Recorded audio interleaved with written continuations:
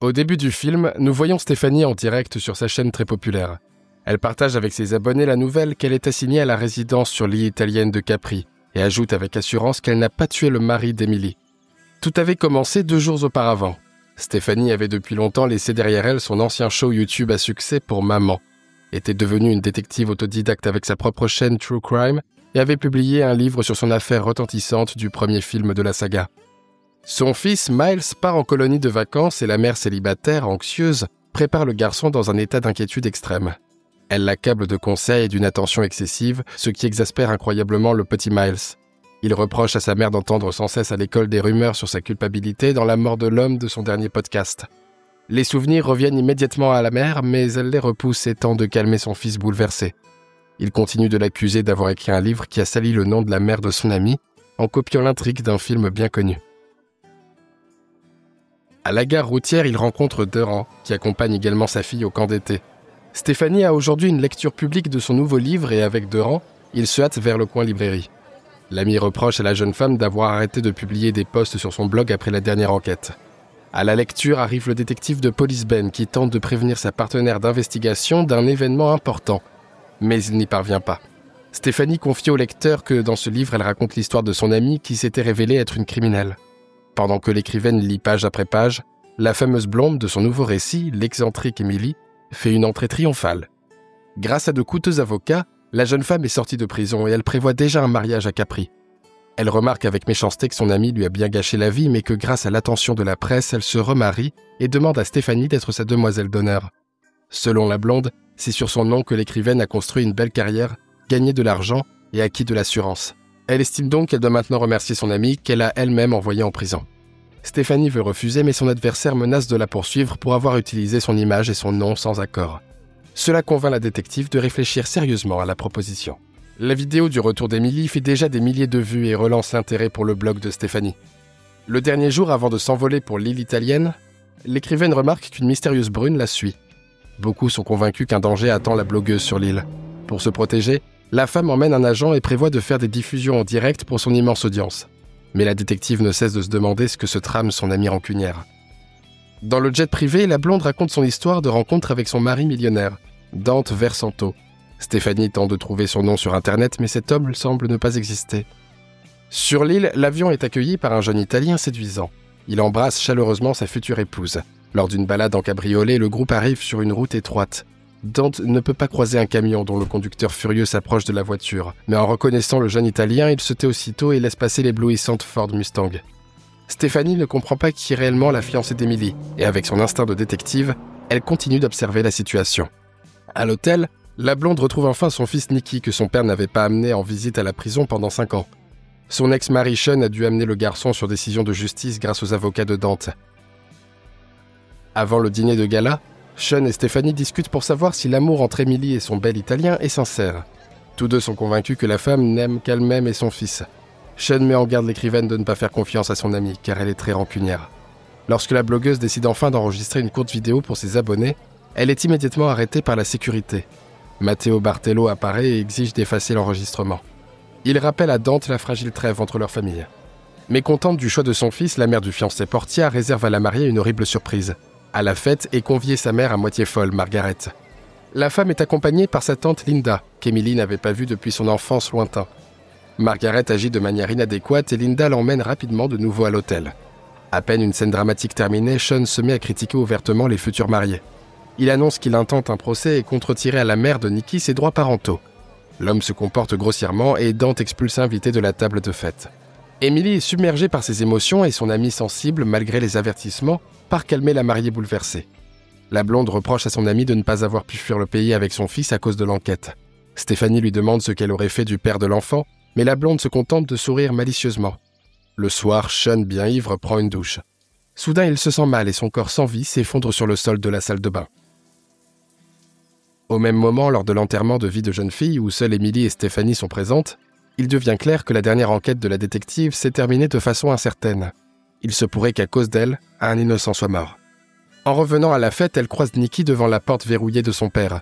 La femme de chambre aide à ouvrir la porte derrière laquelle il découvre Sean mort. Le détective local qualifie l'événement de tragique accident et aux protestations de Stéphanie, il répond avec assurance qu'une famille respectable comme les Versanto et leurs invités ne sont pas capables d'un crime. Mais la détective amateur soupçonne déjà la principale organisatrice de la fête.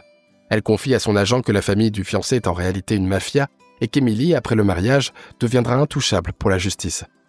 L'écrivaine décide de vérifier où va Emily, mais en chemin, elle remarque la brune qu'il avait suivie auparavant en Amérique. Stéphanie s'approche de la femme et découvre qu'il s'agit d'un agent du FBI sous couverture.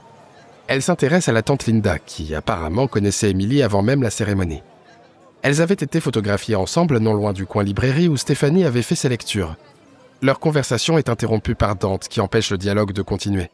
La blogueuse appelle son amie détective et lui demande de vérifier dans la base de données de la police qui est Linda McLandon. Elle croise Linda sortant de la chambre d'Emily. La dame refuse de laisser Stéphanie voir la blonde, prétextant son horrible humeur à cause de la mort de son ex-mari. Sans parler à la mariée, la détective s'en va et devient témoin d'une dispute entre Matteo et Dante. Au dîner de mariage, le fiancé brûle le contrat prénuptial prouvant la sincérité de son amour et lève son verre à la paix entre les familles Versanto et Bartello.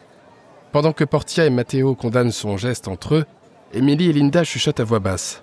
Pendant ce temps, Stéphanie surveille Dante qui semble visiblement inquiet. La jeune femme perd de vue la mariée et sa tante et suit le fiancé. Elle est témoin du moment où on lui tire dessus, mais elle n'a pas le temps de voir qui a fait cela. La jeune femme retourne rapidement à la fête et appelle à l'aide. Portia accuse sa belle-fille de la mort de son fils car après la destruction du contrat, il était avantageux pour elle de devenir veuve. Mais Linda affirme qu'elle était restée avec la femme tout ce temps. En conséquence, tous les soupçons se portent sur Stéphanie. La jeune femme est placée en résidence surveillée. Le détective local confisque son passeport et son téléphone portable. Désormais, la blogueuse n'a plus aucun contact avec le monde extérieur. Emily témoigne contre son amie, racontant que la nuit de la mort de Sean, elle est arrivée en retard à l'enterrement de vie de jeune fille. La blonde met en scène une tentative de meurtre de Stéphanie, après quoi plus personne ne doute que l'écrivaine ait commis tous ces crimes horribles. Au cours d'une conversation avec la mariée, l'écrivaine comprend que ce n'est pas Emily devant elle, mais quelqu'un qui se fait passer pour elle. La blogueuse sort secrètement dans la chambre et apprend par la mère de la mariée que la sœur jumelle d'Emily n'était pas morte comme tout le monde l'avait cru auparavant. Stéphanie rencontre l'agent du FBI, mais la prétendue mariée tente de la poignarder. L'écrivaine tombe aux mains de la mafia qui la conduit dans un lieu abandonné et l'attache à une chaise. Spezia apparaît et accuse la prisonnière de la mort de son fils. La blogueuse nie tout, alors la mère mafieuse lui injecte un sérum de vérité spécialement conçu. L'Italienne n'obtient rien de Stéphanie car la femme n'avait pas commis ce crime. En revanche, elle raconte en détail que juste avant que le suspect de son dernier podcast ne se tire une balle, il lui avait avoué son innocence. À présent, l'animatrice du show se ronge de remords, persuadée que par sa faute, un innocent a perdu la vie. N'ayant rien obtenu de la prisonnière, Spezia ordonne de se débarrasser d'elle et quitte les lieux. À ce moment-là, son amie est sauvée par la véritable Emily qui révèle à l'écrivaine la véritable signification du mariage. Il s'avère que Dante et Matteo sont amants de longue date et que la jeune femme aidait les hommes à rester ensemble en échange de sa propre libération de prison. Dans cette affaire, s'était mêlée Linda avec la jumelle d'Emily, Charity. Elle avait volé le bébé à sa mère en prétendant qu'elle était morte en couche. La femme avait élevé la petite, elle s'en servait pour ses propres intérêts, lui avait appris à éliminer des gens et à les manipuler. Arrivée sur l'île, la femme rusée avait exigé 20 millions de dollars du couple en échange de son silence. Pendant ce temps, Charity apparaît en direct sur la chaîne de Stéphanie avec Nikki. Elle laisse entendre à ses amis que le garçon est en danger et qu'elles doivent se rencontrer.